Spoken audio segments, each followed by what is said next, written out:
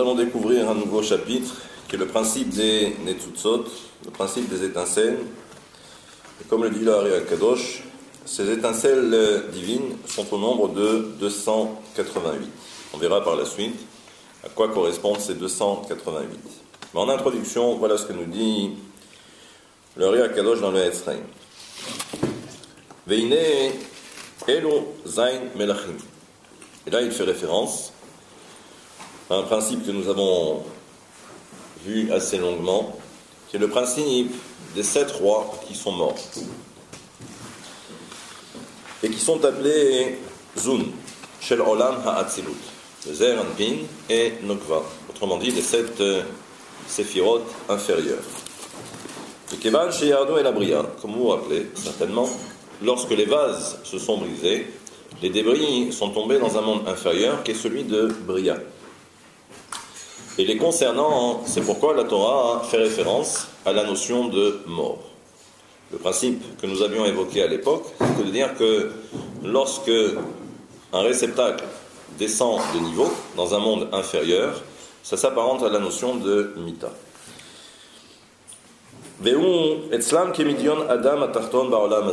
Ce qu'on avait dit également, c'est que cela fait référence également à l'homme physique que nous sommes. Que Shemet, lorsque l'homme meurt, She'az nifredet nafsho bigufo. Et le principe, c'est que la mort, c'est lorsque l'âme sort du corps, venafsho mistaleket, et ensuite la neshama se retire. Vetashuv limkoma ha'amiti el elokim asher netana. Et comme vous le savez, donc la neshama rejoint ce qu'on va appeler la source, autrement dit, Akadosh Baruch Hu. Vegufo shemo afar. Et maintenant, le corps se trouve sous terre. Et ça, c'est ce qu'on appelle Bechinat Adam. Ve'inyan ze nikra mita. Et ça, c'est ce qu'on appelle la mort. Lorsque la neshama, lorsque l'âme quitte le corps. Vekar ira el amelachim ha'elo. Et c'est ce qui est arrivé, justement, avec les vases brisés. Les vases se sont brisés, la lumière qui était à l'intérieur s'est retirée, et donc c'est pourquoi c'est ce qu'on appelle la notion de mort. Ki nishmatam shem orot shelahem alu mekomam arishon shehu atzilut. Omnam gufam shehem akelim shelahem yardu leolam abriya vesham aya kevuratam. Et ensuite donc les débris sont tombés dans le monde de la Beria, et là-bas a été en quelque sorte leur inhumation. Veine, kemo sheguf adam atarton ba'olam hazeh. De même que le corps de l'homme dans ce monde, kshenikvar bekever neemar bo venafsho alav tehavel. Nous savons que lorsque le corps se trouve sous terre, à son sujet, il est dit venafsho, et son âme alav tehavel. Son âme va s'endeuiller sur lui. Autrement dit, l'âme qui était contenue à l'intérieur du corps, c'est l'âme qui justement va maintenant s'endeuiller parce qu'elle a quitté cette enveloppe qui n'était autre que le corps.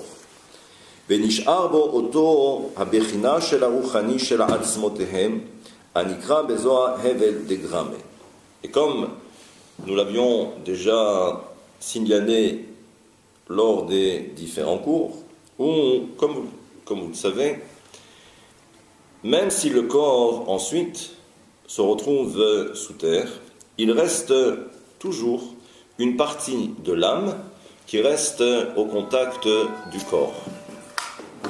Et ça, c'est ce qu'on appelle Hevel dégrammé.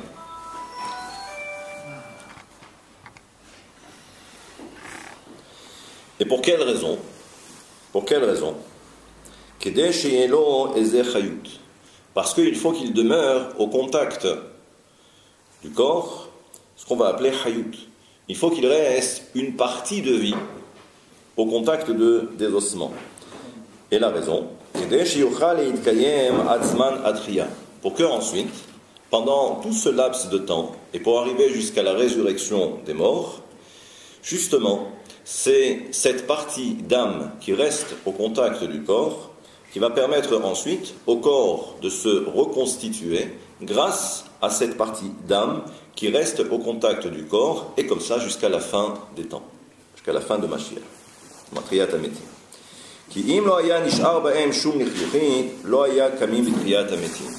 Car ce que nous dit ici le Hari HaKadosh, c'est que si il n'y avait pas cette partie d'âme qui reste au contact du corps, le corps ne pourrait jamais ressusciter. Et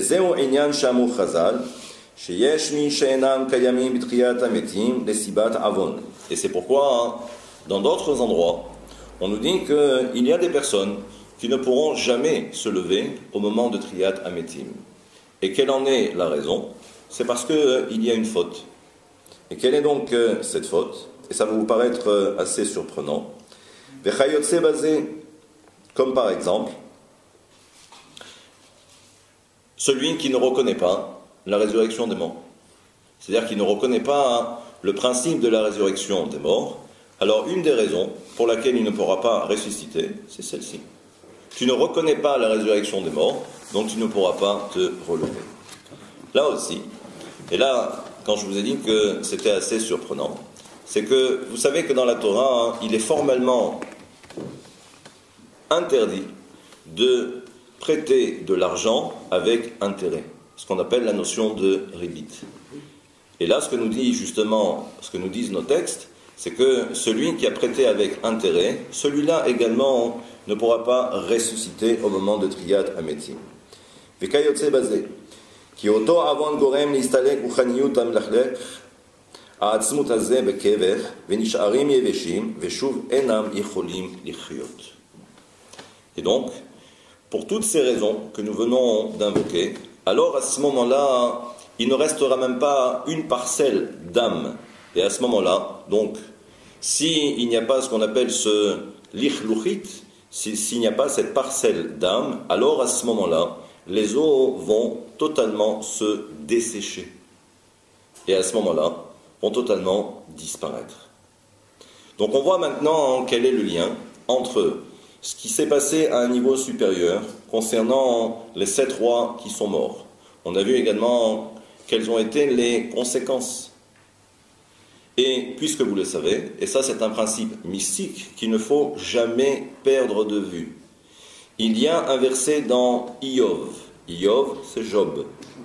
Et le verset dit là-bas, Mi Bessari echazé Eloka. De ma chair, je peux voir Dieu. Ou à travers ma chair, je peux voir Dieu.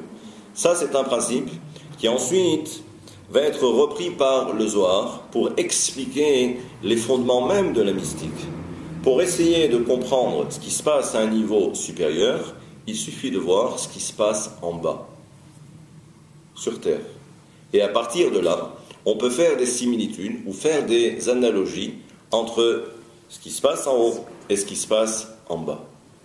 D'où ce verset. Donc, la mort correspond à ce qui s'est passé à un niveau supérieur.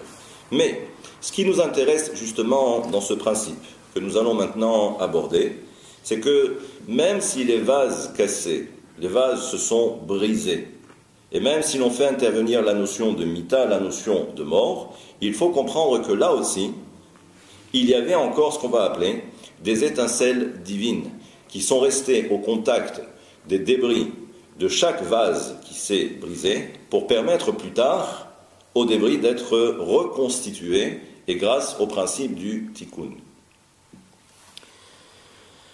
Veda klal ze ki kol ma sheyesh ba'olam hazeh akol udu kedugmat ma she'aya be'elu zayin melachim. Le Hari HaKadosh va encore beaucoup plus loin. Il nous dit que tout ce que nous voyons dans ce bas monde est en rapport direct avec ce qui s'est passé au niveau des 7 rois. Ve'en kol hadash tahat hashemesh.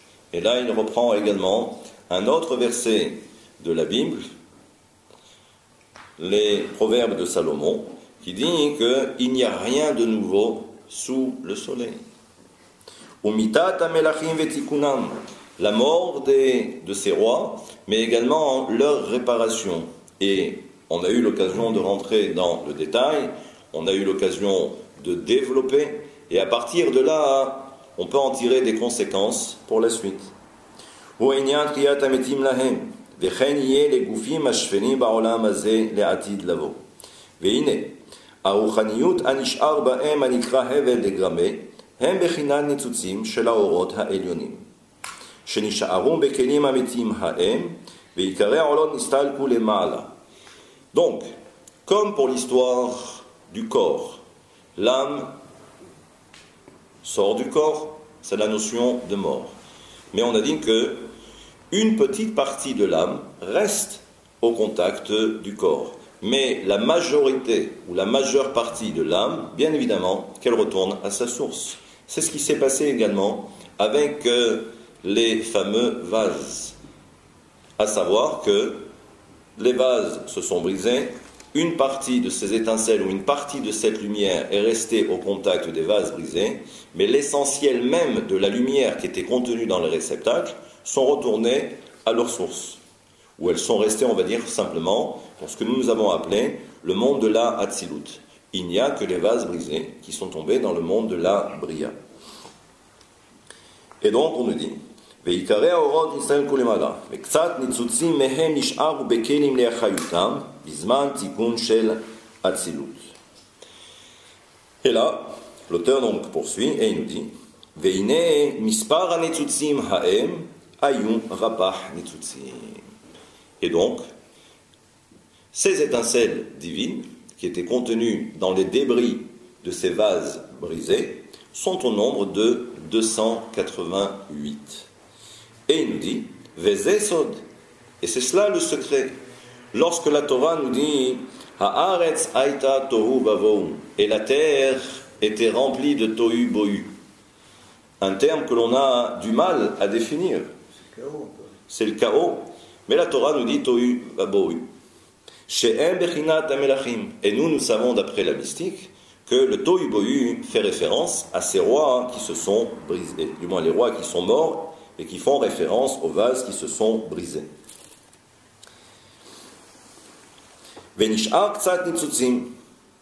Et donc, sont restés à l'intérieur les netzutzim, ces fameuses étincelles divines. Anikra Ruach. Et ces étincelles divines sont appelées dans la tradition, et c'est ce que l'on va maintenant découvrir, c'est ce qu'on va appeler le souffle divin. Le souffle divin, pour permettre par la suite de reconstituer les vases brisés. D'où le principe de Triyat Hametim, la résurrection des morts. Et là aussi, l'auteur nous fait remarquer que dans Bereshit, dans la Genèse, si on a fait référence au Tohu Bohu, le verset qui va suivre va nous dire Veruach Elokim merachefet al pene teom, que le souffle de Dieu planait sur la surface de l'abîme. Et là aussi, ça veut dire quoi? Le souffle de Dieu qui plane au-dessus de l'abîme. Réponse, c'est que le terme merachefet, qui veut dire planer au-dessus de, dans le mot merachefet, on peut remarquer que aux extrémités, et là on va peut-être maintenant utiliser le tableau,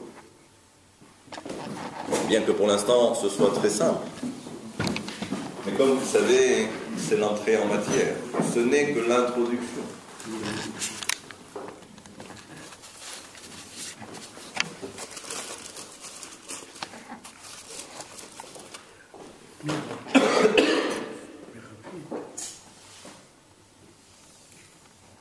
Le même et le temps.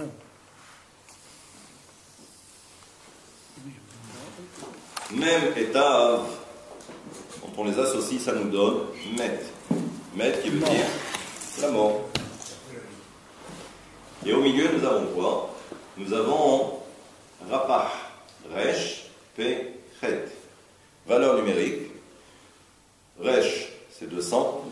P, c'est 80. Et Chet, c'est 8. C'est 288. Donc ce que nous dit le Hari HaKadosh, en fait c'est rapporté dans le Zohar aussi, c'est de dire que, voilà, Met, il y a eu la mort, mais il y a toujours Rapach. Il dit en fait c'est cela, le souffle de Dieu qui planait au-dessus de l'abîme. Lorsque l'on descend de niveau, à ce moment-là c'est ce qu'on appelle l'abîme, c'est ce qu'on appelle le Tehom.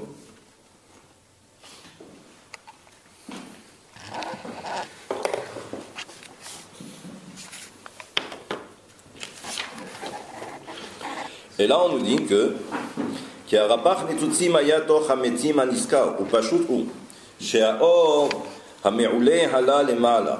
Ce qu'il faut comprendre, c'est que la lumière qui est restée à sa place, donc dans le monde de la Hatzilut, la lumière qui était contenue dans les différents réceptacles, il est évident que l'on a préservé ou l'on a gardé toutes les lumières qui étaient les plus importantes. Et maintenant, les lumières qui étaient inférieures, ça c'est ce qu'on va appeler les étincelles divines. Et là nous savons que ces étincelles divines s'apparentent à une notion que vous connaissez, c'est la notion de din, c'est la rigueur. Chaque fois que dans la mystique, on va parler des Netzutzot, ça s'apparente à la notion de din, à la notion de rigueur. Et on verra par la suite beaucoup de choses.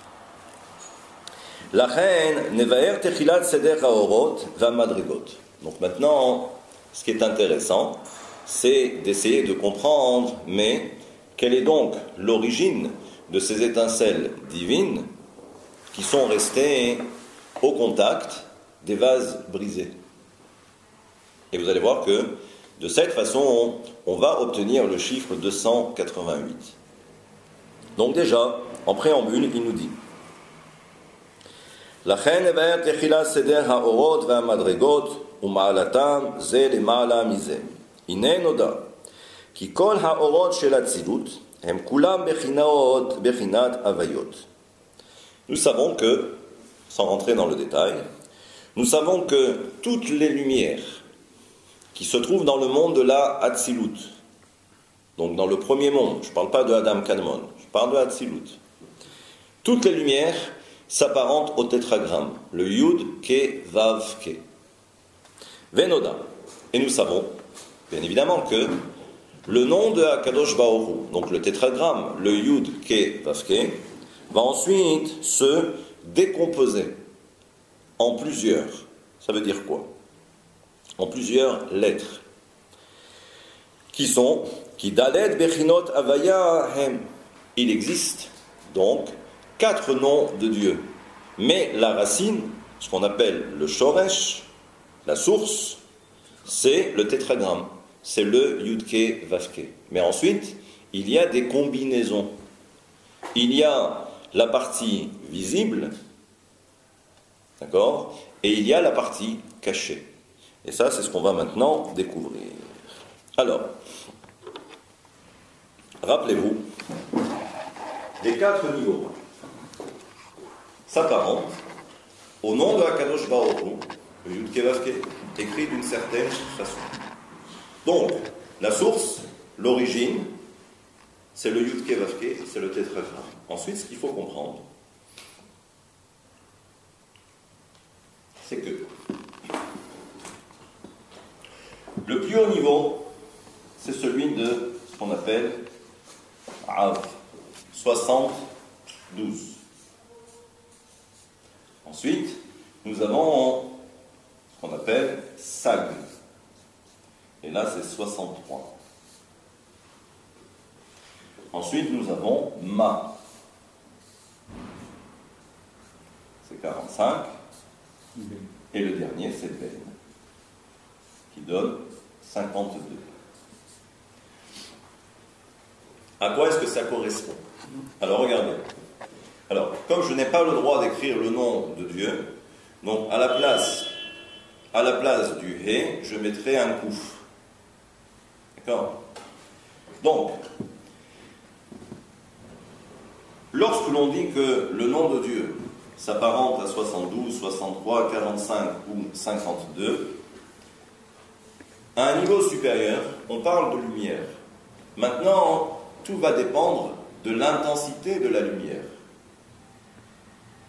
Et ensuite, pour définir l'intensité de la lumière, on a besoin justement d'identifier chacune des lumières.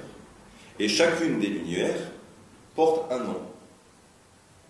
Donc l'intensité, la plus haute intensité de lumière, c'est 72. Et ainsi de suite. Maintenant, comment est-ce que l'on arrive à ce total, à ce calcul? Mais il faut regarder comme ça. C'est que il y a ce qu'on appelle, bien évidemment, la lettre Yud. Du Yud Ke Vav Ke. C'est la première lettre. Mais, quand je prononce Yud, en fait, il y a deux autres lettres qui sont le Vav et le Dalet. Yud. Et d'ailleurs, regardez. Alors, je vais mettre en plus gros, comme ça on va garder le Yud. Et ensuite, vous avez le Vav et le Dalet. Et ça donne Yud. Quand je le prononce, c'est Yud. Mais ça, c'est la forme cachée. Et après, je vais expliquer pourquoi. Ensuite, nous avons le Ke, le He. Donc là, à la place du He, comme j'ai dit, je vais mettre un Kouf. Pour que je puisse... Donc ça, c'est le Yud Ke. Mais à l'intérieur, il y a également un Yud. Et ça nous donne toujours He, avec la lettre Yud. C'est l'énergie qui est à l'intérieur, qui est contenue à l'intérieur. Tout ce qui est caché, c'est l'énergie qui est contenue à l'intérieur.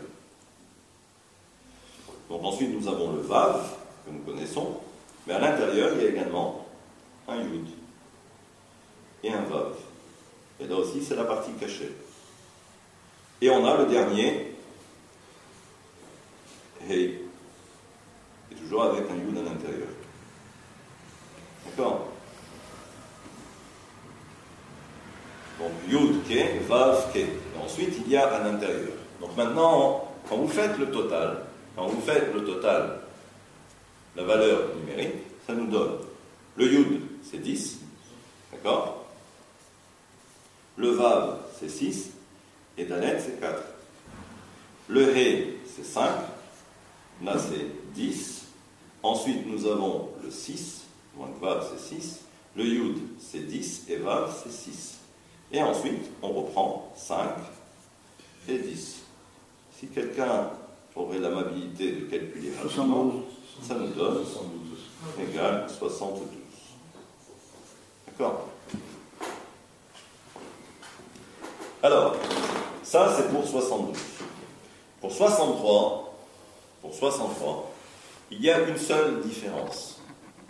La seule différence, c'est que, alors, quand j'énumère comme ça des nombres et des chiffres, il faut bien comprendre que ça fait référence à quelque chose de très très très particulier. Ce n'est pas fortuit, il y a des raisons, c'est ce qu'on va découvrir. Et pour l'instant, vous prenez pour argent comptant. Parce qu'après, on sera obligé d'expliquer pourquoi.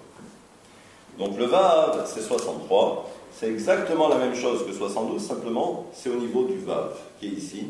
À la place du Yud, vous mettez un Aleph. Aleph, qui est la valeur numérique, c'est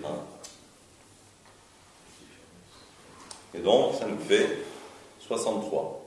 D'accord? Ensuite, 45. D'accord? Ici, ça ne change jamais. Le Yud, le Vav et le Dalet, ça ne change jamais. Pour les autres lettres, ça change. Et là aussi, il y a une raison. On essaiera de voir ensemble. Alors, regardez. Pour 45, le Yud, ça reste toujours, de toute façon, ça fait 20 ici.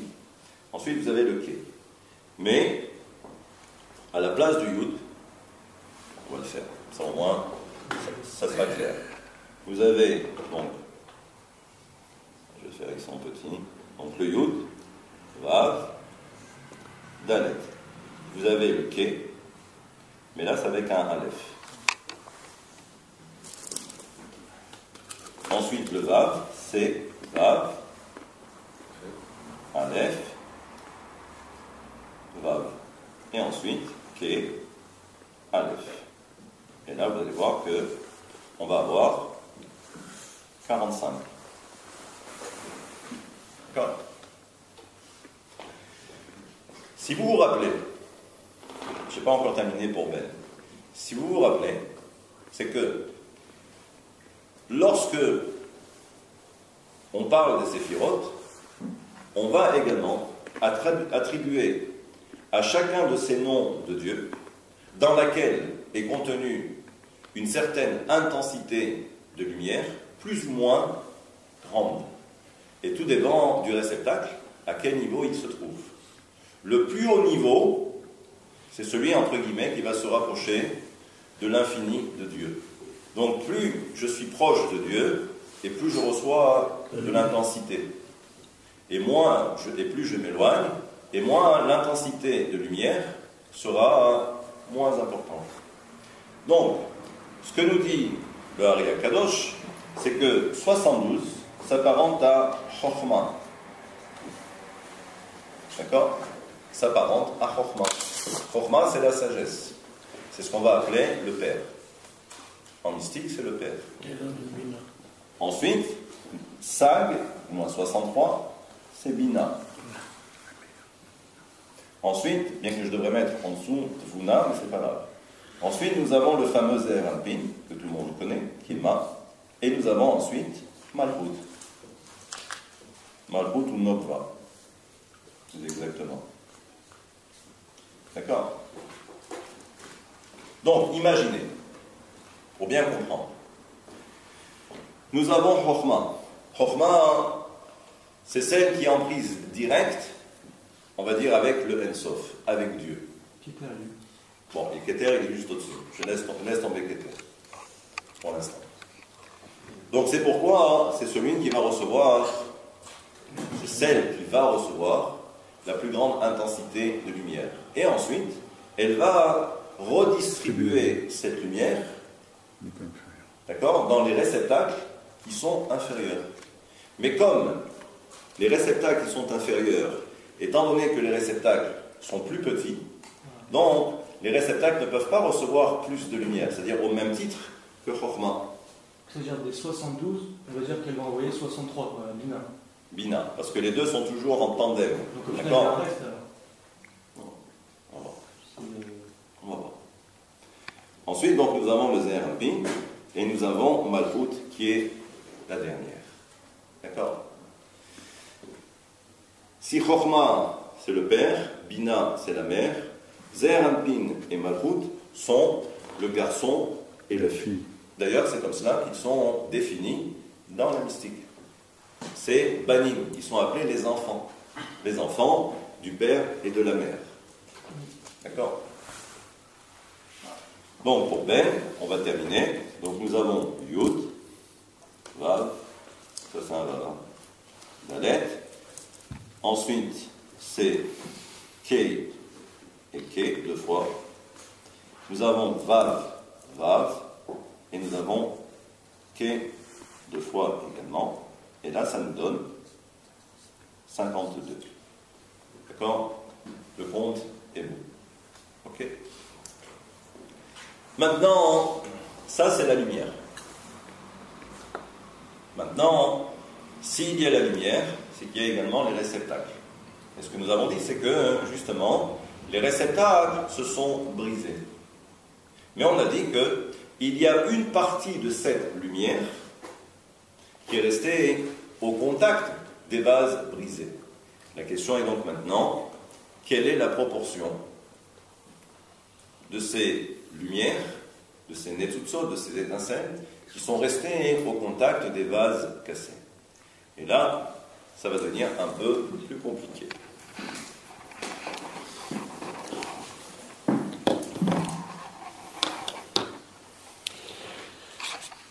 Alors là,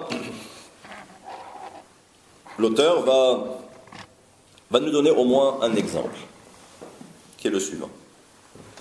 Venever ata avaye de'av, umimeno idvaer she'ar avayot, ine pashut hu. Il dit, regardez, ce qu'il va proposer maintenant, c'est simplement d'expliquer par rapport à cette lumière que l'on va appeler Av. Cet influx de lumière que l'on va appeler Av. Donc, autrement dit, l'origine. Bien qu'il y ait un niveau qui est supérieur, mais tout commence à partir de Chokhmah. Donc, il va maintenant rentrer dans le détail, et vous allez voir que c'est pas simple. Alors, en préambule, on va donner un exemple. L'exemple que nous avons déjà vu la semaine dernière, mais qui est ô combien intéressant pour comprendre le mode de fonctionnement des mondes supérieurs. Et ensuite, tous les principes, pratiquement, de la mystique. Le principe est le suivant. Ça pourra servir pour les autres cours après. C'est que, imaginez, ce qu'on va appeler Chokhmah. Chokhmah, c'est une sphira. D'accord? C'est un réceptacle qui va recevoir une énergie de Dieu. Imaginez maintenant, si on reprend l'exemple que nous avons proposé en introduction, où il suffit de voir ce qu'on a en bas pour s'imaginer ce qu'il y a en haut. L'exemple le plus approprié, c'est une maison. Imaginez qu'une sphira, c'est une maison. D'accord? Cette maison, elle porte un nom. Elle s'appelle Chokhmah. D'accord? Maintenant, il est évident qu'il faut rentrer à l'intérieur. On ne voit la maison que de l'extérieur. Je peux lui donner un nom parce que je sais que c'est cette maison-là, c'est cette séphira-là, mais ensuite, il faut rentrer à l'intérieur. Quand je rentre à l'intérieur, je m'aperçois qu'il y a les fameuses pièces. Et chaque pièce, à l'intérieur de la maison, va avoir une fonction bien définie, bien établie. Et ensuite, on sait très bien que chaque pièce est différente. Et ensuite, lorsqu'on rentre également à l'intérieur des pièces, il y a également les éléments qui composent la pièce. C'est-à-dire que le mobilier, entre guillemets, n'est pas le même entre une chambre à coucher et le salon. Les éléments sont différents. Et là aussi, les éléments en eux-mêmes portent un nom pour bien les définir, pour bien les distinguer. À un niveau supérieur, c'est exactement le même principe. Maintenant, regardez. Et si je devais compliquer davantage, c'est que il faudrait aussi, au niveau de la pièce, pas simplement que le mobilier, mais lorsque je regarde également les murs de la pièce, c'est également être capable de comprendre quels sont tous les matériaux qui composent la pièce. Et là aussi, chaque matériau a un nom. Et l'ensemble, c'est ce qu'on va appeler la pièce. Mais ce sont tous ces éléments. D'accord ? Maintenant, ce qui est important, c'est que cette maison en question, il y a l'aspect extérieur de la maison et il y a l'aspect intérieur de la maison. Pourtant, c'est le même mur tout autour. Les murs maîtres sont tout autour, d'accord ? Mais le mur extérieur et la partie intérieure de ce même mur n'ont pas les mêmes propriétés. C'est-à-dire que dans un même mur, la partie extérieure, on va employer un certain matériau, et ceux qui sont dans le bâtiment s'y connaissent, et il y a également dans le même mur un autre matériau, mais intérieur, qui est pour l'intérieur. Mais l'ensemble, c'est un mur. C'est le même mur. Vu comme cela, c'est le même mur. Mais à l'intérieur du mur, on s'aperçoit qu'il y a deux matériaux bien définis. Eh bien, regardez, c'est qu'en mystique aussi, on considère qu'il y a le réceptacle en lui-même qui contient la lumière. Il y a la partie extérieure du réceptacle et il y a la partie intérieure du réceptacle qui est au contact de la lumière. Et là aussi, en mystique, on va donner des noms. Parce que la partie extérieure porte un nom, le matériau extérieur porte un nom, et le matériau intérieur porte également un même nom. Pourtant, c'est le même mur. Et ensuite, puisque l'on parle de la lumière, il y a, à l'intérieur de la lumière, il y a également la partie intérieure, il y a la partie extérieure de la lumière. Et sans rentrer trop dans le détail, si je devais toujours faire la même analogie, le même parallèle, il y a dans une maison, il y a également le jardin. il y a l'extérieur de la maison. Mais l'ensemble, c'est ce qu'on va appeler une maison, une villa. D'accord? Là aussi, eh bien, c'est ce qu'on va retrouver en mystique. Il y a la maison, il y a l'extérieur. Et ça aussi, eh bien, pour bien comprendre maintenant, pour bien visualiser, si vous avez ça en tête, vous rentrez dans le détail du détail, et vous apercevrez que c'est exactement la même chose en mystique. Donc là, nous avons Chokhmah, c'est une maison. C'est l'aspect extérieur. Maintenant, il faut rentrer à l'intérieur. Qu'est-ce qu'on va découvrir à l'intérieur de cette maison? Voilà ce que nous dit le Hari. Ce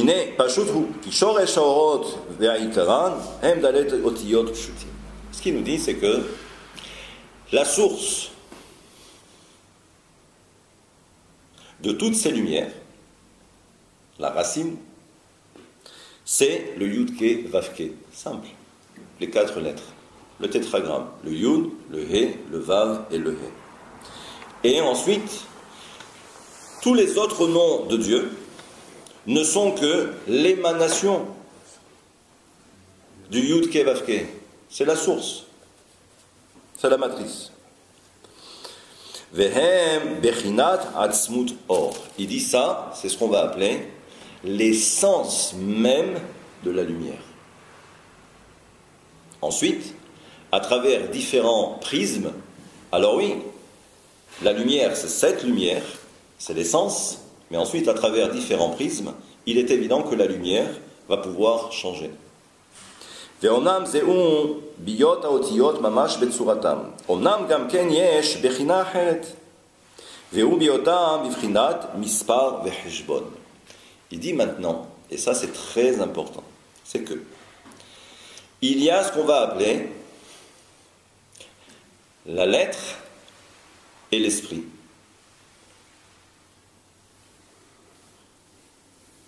J'explique. Il y a le Yud, Ke, Vav, Ke. Ça, ce sont les lettres. Mais en mystique,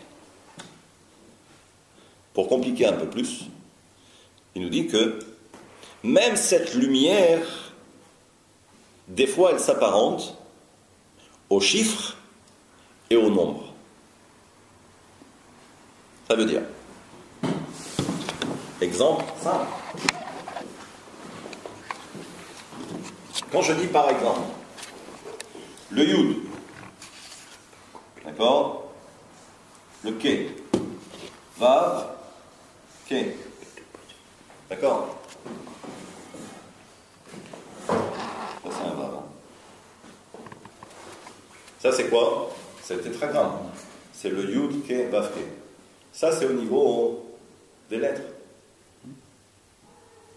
D'accord. Maintenant, c'est quoi la valeur numérique de Yud, Ke, Vav, Ke? C'est 26. Ça, c'est ce qu'on va appeler le nombre. C'est ce qu'on va appeler le chiffre. Au niveau des lumières, et tout dépend où se situe la lumière, dans quel endroit de la maison, dans quelle pièce, d'accord? Eh bien, la lumière qui est contenue à l'intérieur va également avoir un nom bien particulier.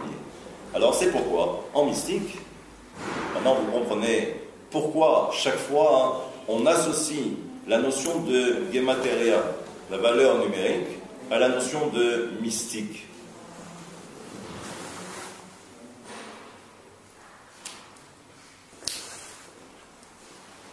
Donc là, regardez, donc nous avons le principe des lettres qui correspondent à la lumière, mais également, il y a également les chiffres et les nombres, tout en sachant que 26 est rattaché au Yud, Ke, Vav, Ke, parce que c'est la valeur numérique du Yud, le Ke, et le Vav et le Ke.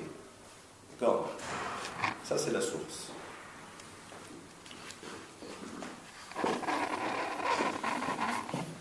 Je vous assure que pour l'instant, c'est très simple.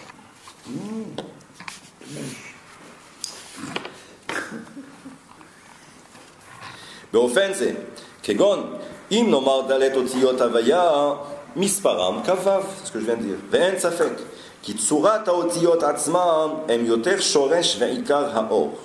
Ce qu'il faut comprendre aussi, c'est que les lettres, le Yud Ke Vav Ke, c'est sûr que le Yud Ke Vav Ke s'apparente davantage à la source, à l'essence même.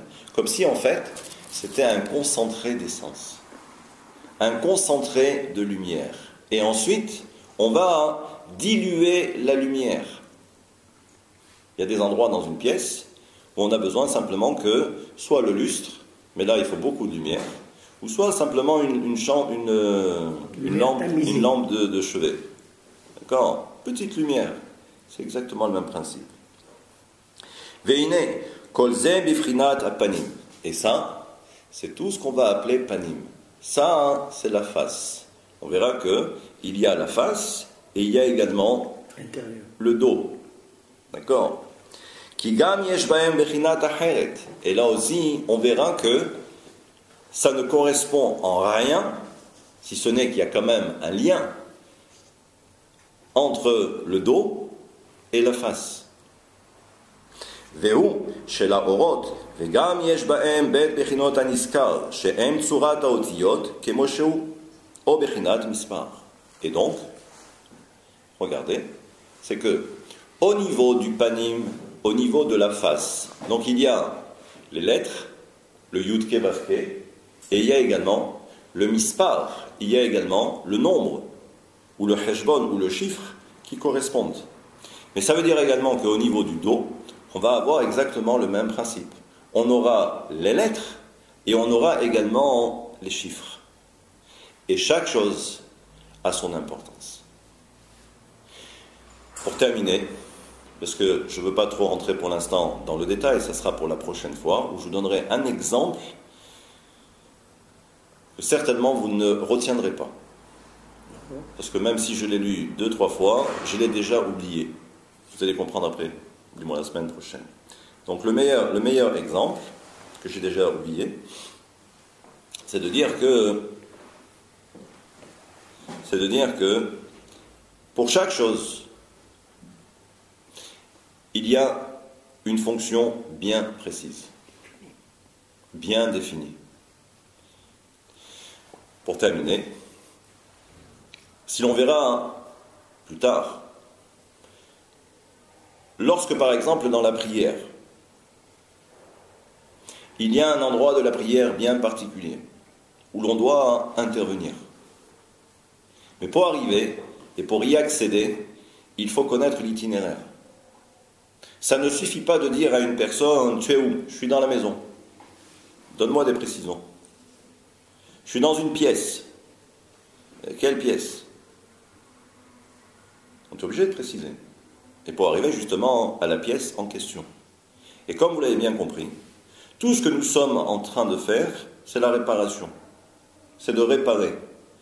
Imaginez que tout ce que l'on voit, les 4 mondes, et également ce qui est à l'intérieur des 4 mondes, c'est une maison, c'est un building, c'est un immeuble. D'accord ? Si je dois intervenir, il faut que je sache à quel endroit je dois intervenir. Si c'est un immeuble, on me demande à moi d'intervenir. Très bien, à travers la prière par exemple. On me dit il faut aller intervenir là-bas. Mais dans l'immeuble, il y a 10 étages. Quel étage ? Et ensuite, même quand j'arrive à l'étage en question, quel appartement ? Et ensuite, quand je rentre à l'intérieur de l'appartement, bon, quelle pièce ensuite ? Donc il faut qu'on me donne toutes ces indications. Donc ça veut dire qu'on va me donner un itinéraire pour chaque étape. La mystique, c'est exactement ça. La prière, c'est cela. C'est être capable d'arriver dans la pièce en question, au 3e étage de l'appartement 118. Dans quelle pièce ? La chambre à coucher des parents. Qu'est-ce qu'on voit là-bas ? Il y a le mur qui est un peu lézardé. Donc, qu'est-ce qu'il faut faire ? Alors, il faut intervenir là-bas. En transposant, ça donne quoi ? Ça veut dire